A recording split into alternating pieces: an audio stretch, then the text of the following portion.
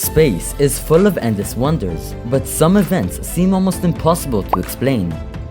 Far away in the universe, scientists have discovered planets that travel alone in the darkness. These are called rogue planets. Unlike most planets, they don't orbit a star. Instead, they float freely, far from any warmth or light.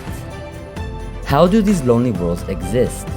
Rogue planets may have formed on their own from clouds of gas and dust, or may have been thrown out of their solar systems with the help of a larger object. We don't know for sure. But rogue planets aren't as mysterious as the random bursts of energy that come from billions of light years away. These are known as fast radio bursts, and they only last a tiny fraction of a second, but release an enormous amount of energy. Some believe they might happen when neutron stars collide. Neutron stars are the dense remains of massive stars that exploded long ago. When they crash into each other, they could send out powerful bursts of energy that travel across space. But galaxy collisions are much more exciting. These happen when two or more galaxies are pulled together by gravity.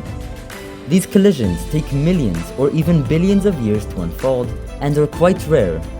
Our own galaxy, the Milky Way, is slowly moving towards its neighbor, the Andromeda Galaxy. In about 4 billion years, the two galaxies will begin to merge. Stars from both galaxies will be moved into new orbits, and some might even be thrown into open space. However, the vast distances between stars make it unlikely that they will crash into each other.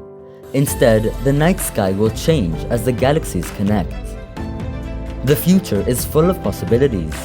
As technology advances, we will learn more about these strange events in space. Scientists may one day study rogue planets up close to uncover their secrets. The causes of fast radio bursts might finally be explained, and observing galaxy collisions could help us better understand the powerful forces that shape the cosmos. Thank you for watching. Subscribe.